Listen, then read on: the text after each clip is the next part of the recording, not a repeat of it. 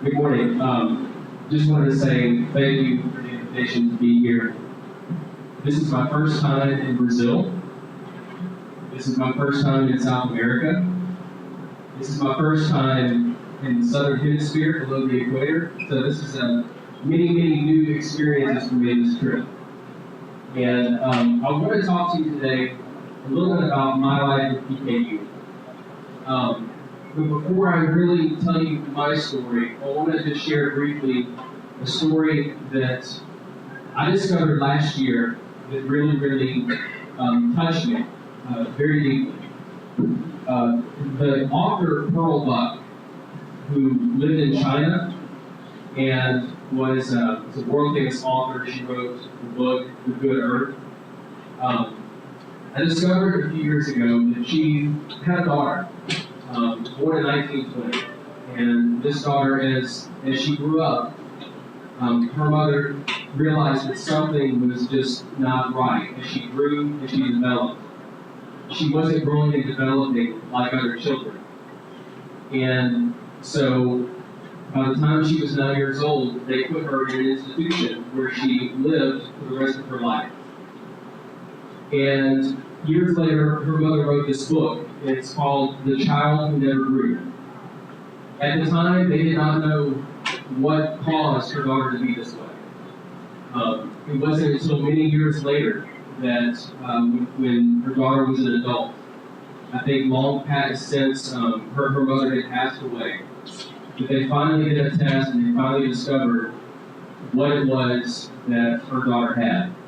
And I want to read to you a brief quote from this book, her sister writing in the end, after they discovered her daughter had FEPE.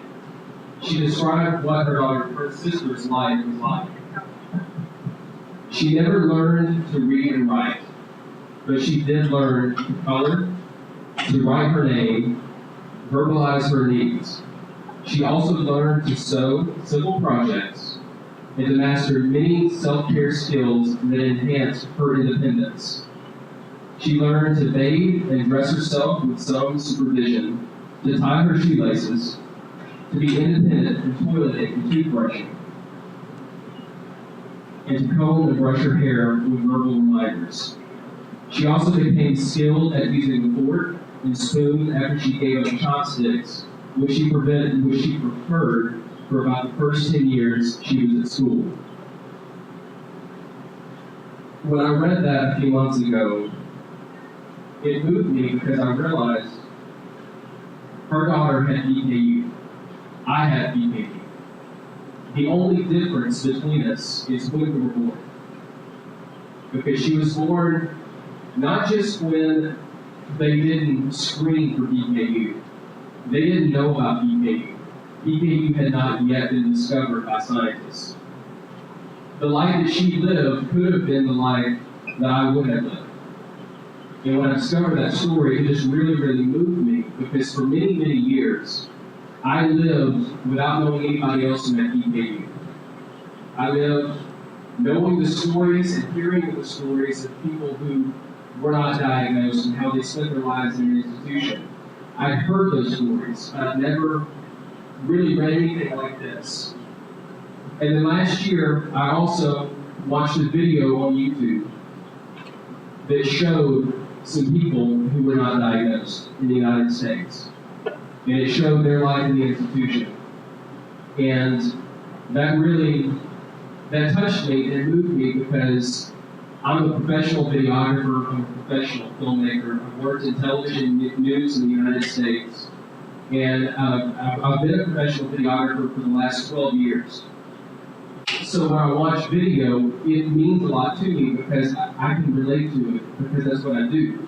And I watched this video and it literally changed my life, it transformed my life.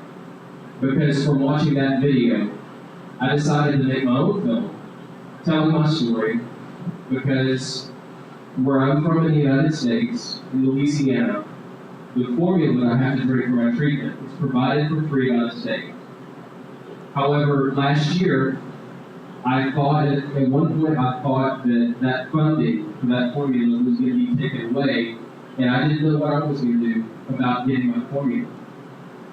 So I made this film to share my story of living with PKU, but also to raise awareness of PKU and to show how crucial, how important it is for all of us to have this, to be able to get access to our formula. And I want to play this film for you right now. And I just want to thank you to the team, say thank you to the team who translated this film into Portuguese. I'm actually going to load it up on the YouTube later on so that people here can share it with people that you know that might know about PKU, or if you want to share to help raise awareness of PKU. Here it is. You know, I made that film around 1 year ago, and the response to it has been more than I could have ever imagined. It's received around 15,000 views on YouTube in the last year in over 100 countries. And I'm in the process now of getting it translated into multiple languages. And it's been an incredible experience. And if it weren't for this film, I wouldn't be here today. I wouldn't have been able to travel as much as I had this last year and all over the world just this last year. Speaking about PKU and have connected with hundreds of people who have PKU or parents of children with PKU on Facebook and on Twitter. And it's been an incredible experience. And, you know, I could talk to you today about my own diet and how, you know, the low protein food that I eat and the formula that I have to drink and what that aspect of my life with PKU is like.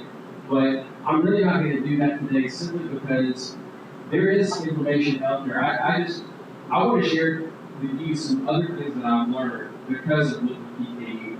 I write a blog every now and then on my life with PKU, and I rarely, mention recipes for low protein food or ideas for mixing formula because there's a lot of information available on the internet about that. I prefer to just talk about life. Here I am, somebody who has PKU. And there are, challenges that we face, even socially, that can be, difficult for me. And that's what I choose to write about. I just choose to talk and write about things, other things in life that I feel like are part of the whole experience of living with PKU. So there's a few things that I've learned that I'd like to share with you today. And I also want to talk about how some of these experiences I also drew from my time working in television news. Simply because I believe that no matter who you are, your experiences in life they're all together. You can't really separate one area of your life from another area of your life. What happens in your professional life influences what happens to you in your personal life and vice versa. So the first thing I wanted to share with you, the realization that I've had in the last year, I can't control the fact that I have PKU. There's nothing that I can do to change that. However, I can control what I do with it, or I can control how I respond to it. And I've met a lot of people in the PKU community, some great, wonderful people. And the one thing that has meant so much to me is to be able to find a group of people who have a very, very positive outlook on life. Because it would be very, very easy living with this disease to only think about how difficult it is or the challenges that you have to overcome. And I don't ever want to deny that those challenges exist. However, I also want to be motivated by thinking about it from a positive perspective. So I can't control the fact that I have PKU. And I say that word control very specifically because one of the things that I learned, even working in television news, is that control is an illusion. If you think you can control everything in life, you're mistaken. There are certain things that we can control in life, and we should try to do positive things. Newborn screening is a perfect example. In fact, in the last 100 years, we've discovered PKU and other rare diseases, and that we can now screen for those. That is very, very important. is, obviously it's changed the lives of many people around the world. It's changed my life. It's, when I say that newborn screening saved my life, it's not just something I say, it's something that I feel, because it's true. And so there are certain things we can do in life. But the other thing that I've learned is we can control the fact that we can screen for DKU. However, those of us who have DKU, so long as there is no cure, and there currently is not a cure, there are treatment options, but there's no lasting cure. So long as there is no lasting cure, then we have to have a frame of mind that says, okay, I can't control the fact that I have to live with this, but I can control what I choose to do with this. And there are many, many experiences in life that teach you that control is something that you can't control everything. A few months ago, I was driving into work, and I was going down a highway, and it was a busy highway. There was a lot of traffic, and everybody was going pretty fast. I was going fast, and someone in the lane next to me did not see me, and started coming into my lane, and was this close to hitting me. And we're going fast. And working in news, I've been to a lot of car accidents, and I've seen the results firsthand in graphic detail sometimes what could happen. And immediately, all of those thoughts rush into my mind, and I started panicking a little bit, and I went off the road and was afraid I was about to flip my car because I was going so fast. I got back up on the road, but then I lost control and swerved all over the road. I mean, all over the road. To the point that I was completely turned around and I could see all the cars coming at me. And just had to take a huge sigh because when it was all over with, I was on the opposite side of the road. And it was a miracle because there were so many other cars on the road.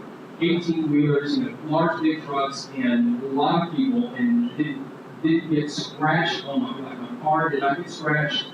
I didn't get injured, nothing like that at all. And when I was, finally stopped, and I'm on the opposite side of the road, I just took a big sigh and realized that in that one moment that I could not control, my life could have been over, completely over.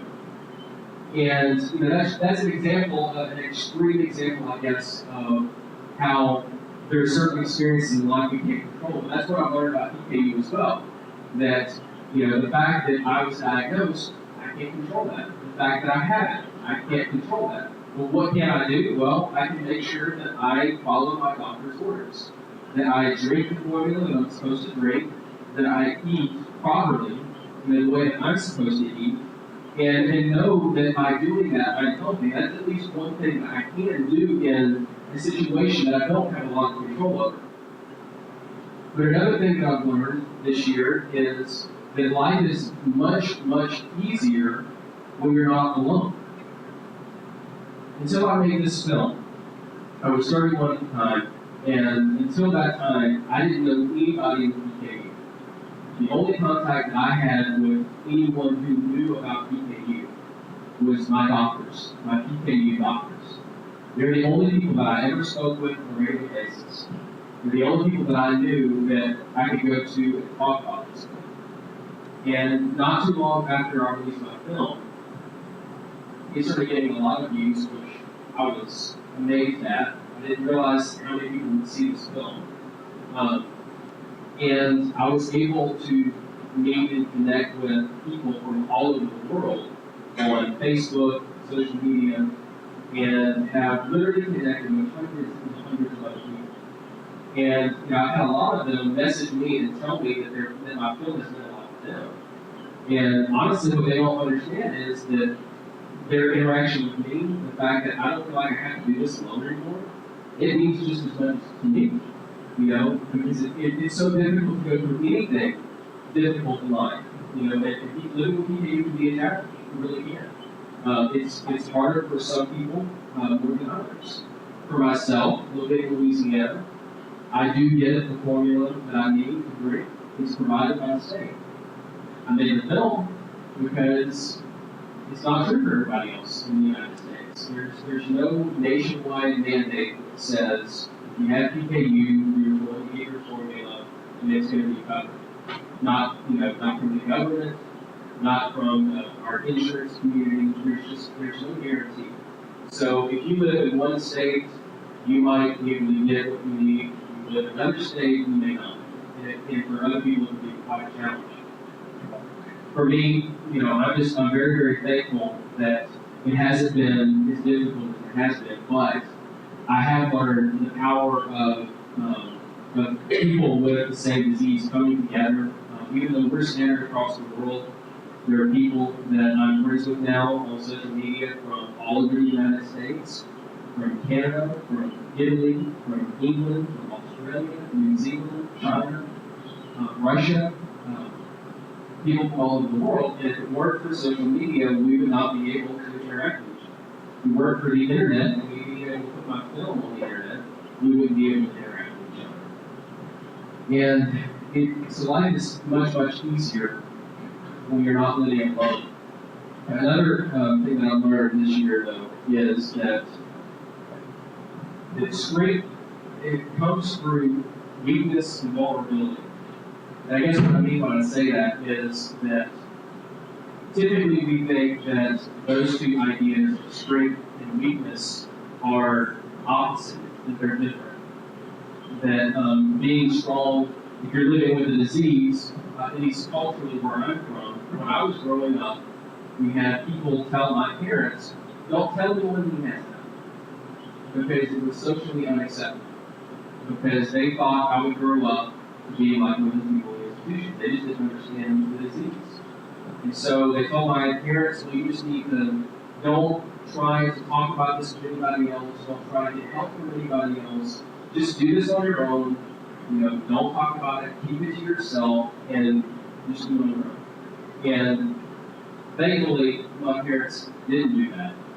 They, growing up, I always talked to people, and I always told people what PKU was. I told people in my school about PKU, and there are certain foods that I couldn't eat. Thankfully, my parents trained me to know from a very, very early age what I could and could not eat.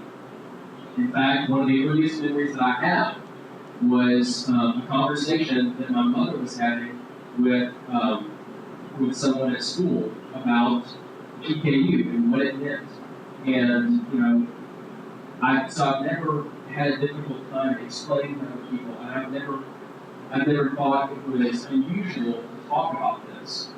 And I've always had very, very supportive friends because of it. So the idea that I've learned that strength comes from weakness and vulnerability, well, it takes a little bit of courage to say that to people who don't understand. If somebody does not understand what it's like to live with any medical condition, not just a rare disease, any rare condition.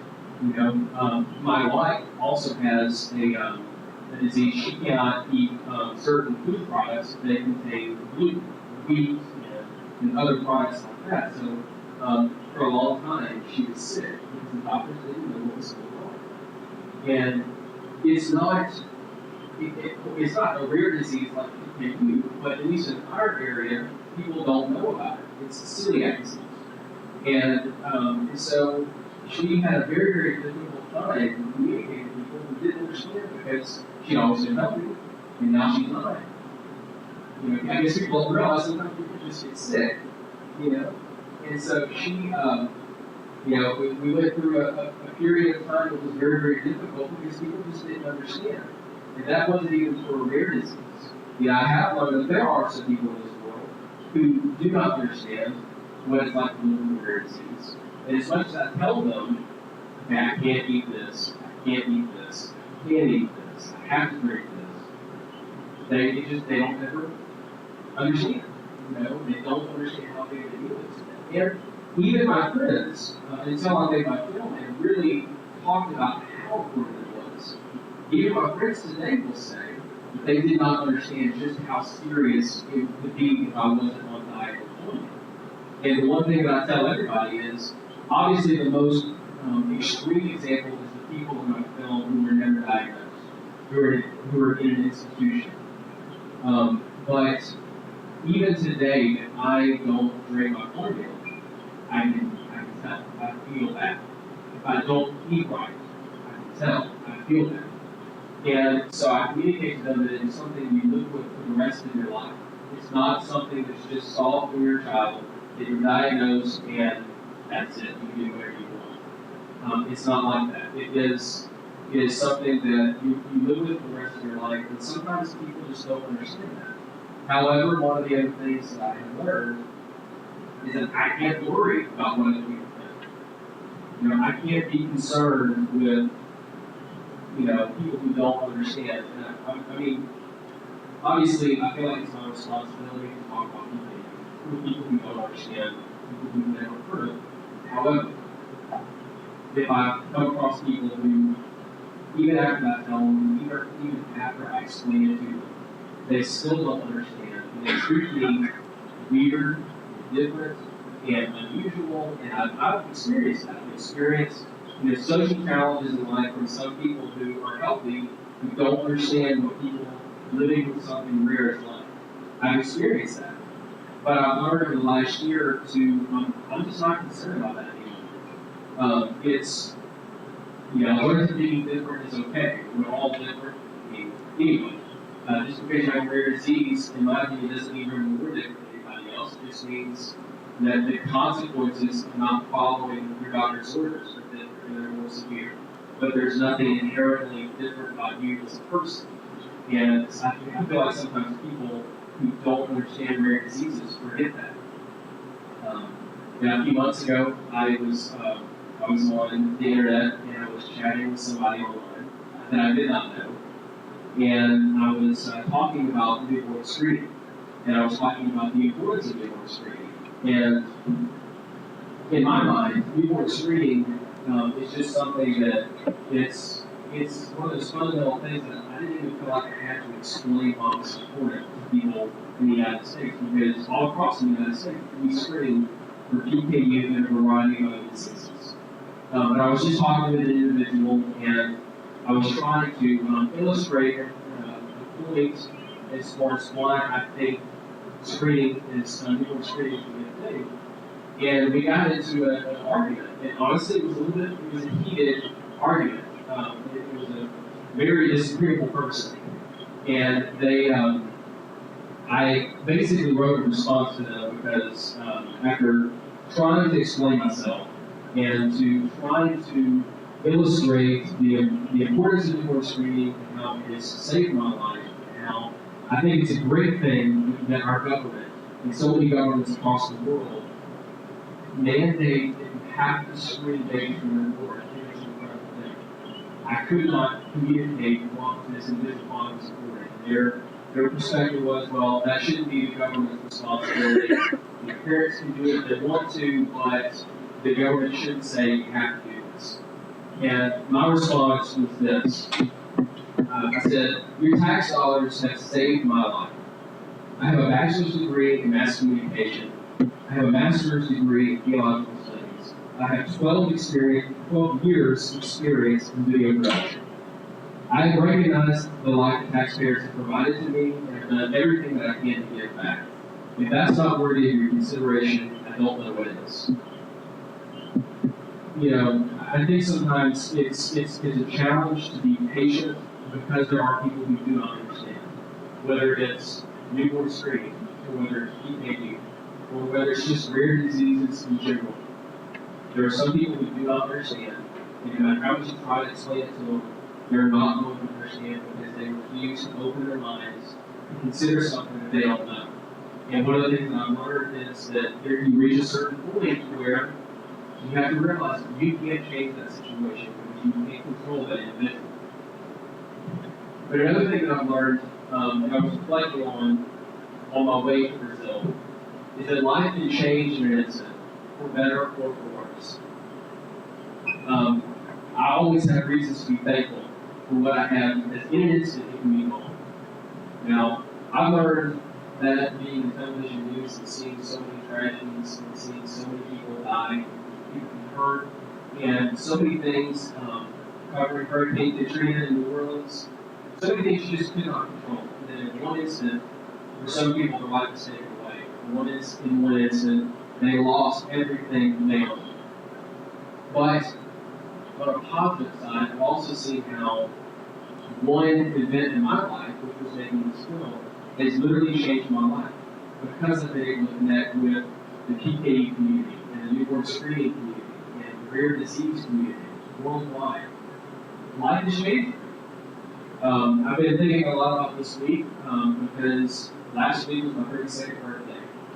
And next Friday, which was, it will be 32 years since my family received a phone call that I had PKU.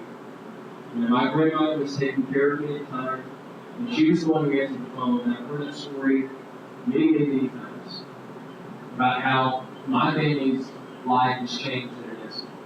Obviously, I don't remember that. I do not remember that.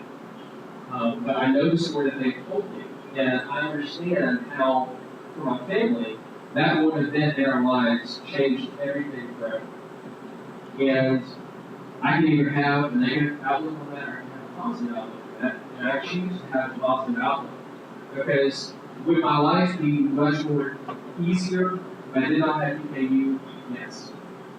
However, it's given me so many opportunities to connect with people and to share my life story with people and to travel across the world telling my story that I can't help but be grateful. So today, 1 year after I made my film, I look at all these things and realize how much my life has changed, and I'm incredibly grateful. I'm incredibly grateful for all the people that have taken time to watch my film, because as much as it means to them that they watched the film and it's been touched by them, it means so much to me because for 31 years I lived without knowing anybody else that has this disease. And I never really talked this openly about it. And I didn't try to raise awareness of PKU. I didn't try to raise awareness of newborn screening because I was just happy with my life. I didn't know any different. And now, a year later, I just think about all the amazing things I've done this last year, and it's very amazing to me.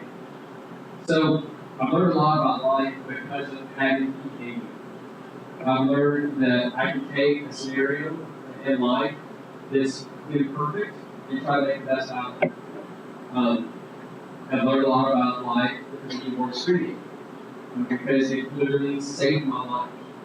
It gave me a chance to live life. And to everyone involved in newborn screening, it means this is a very personal message to me. It's not just something I say very casually.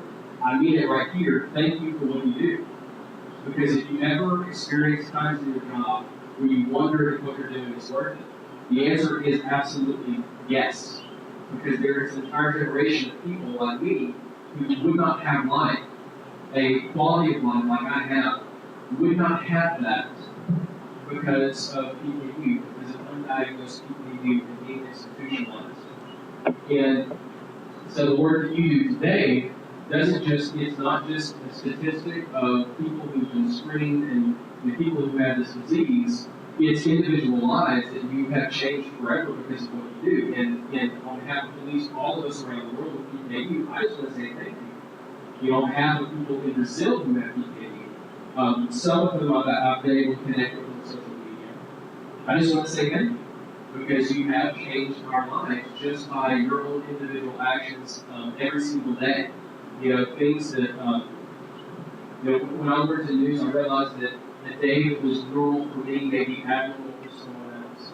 That, when I would get a news story and it was a crime and somebody had died and their family was there, for them, it was a dramatic moment in their life that they would never forget.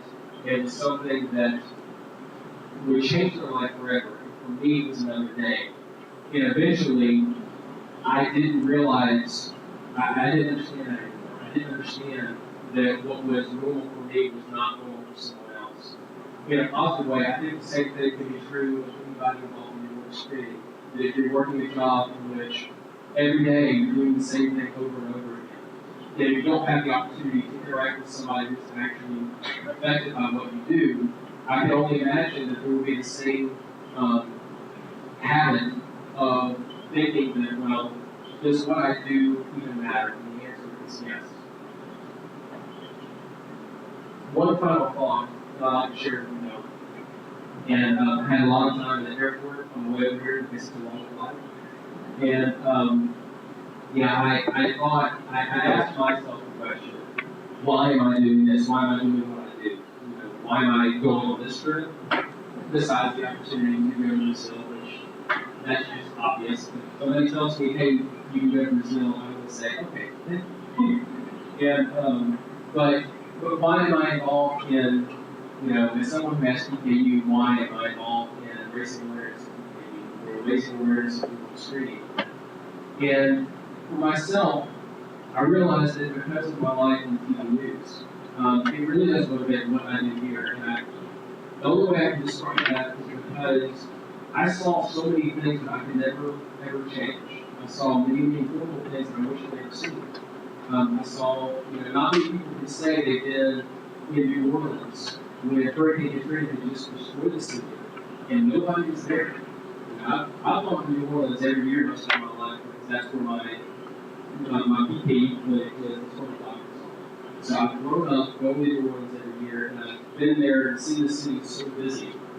And I can only imagine I would spend driving through this city today, and driving through Sao Paulo yesterday, and seeing how large it is. And the thought that goes through my mind is, what if you were walking down the street in that city and there's nobody there? Me. You're just gone. That's what it was, a little bit of what it's like in New Orleans. It's not as big of a city, but that's the only way I can describe it. And so I've seen so many things that I cannot control. And after leaving the news business, to be honest with you, it really had some tension, some turmoil inside because I just realized that life I had just lived was just so different than what most people experience. And that the things that I've experienced, I could not control. There is no way that anybody could control those accidents and those fires and things that cannot be changed. However, in the last years of making my film, I realized that there is something I can do. After so long of realizing, feeling like I can't do anything positive in this world, there is something I can do with PKU and people screening. And I've been a little amazed at the response to my film. I've been amazed when people want to talk to me about this because I was just using my gift, the thing that I've been professionally trained to do, and it was just another project for me. And it's amazing to me to see how many people can see the film. And so I do what I do and what I can simply because I've learned that one person can make a difference, even if it's a small difference. And I look at a room like this and I see so many people who are involved in newborn screening, and I think, well, there's a lot of difference that can be made. There's a lot if one person just does the best they can. There's a saying that says, you may not be able to change the entire world, but you can change the world for one person. Well, the one person that's screened for PKU or any other disease and the diagnosis is on because of your actions, it changes their life forever, and it definitely is worth it. So, again, thank you for what you do. It means the world to so many people. And I want to leave you with one thought that the children today, who are born today, who are screened, so many times in newborn screening, we only think of, babies. It's babies who are screened. It's babies who, get the blood test and who are diagnosed with these diseases. But those babies will grow up to become adults. And those babies will grow up to become productive adults. If they're diagnosed with something like PKU, where there's a treatment for it, thankfully, there's a treatment. Those babies will grow up to become productive adults, and that's because of what you guys do. And I just want to say thank you very much, again, from the bottom of my heart, and thank you so much for the invitation to come see you.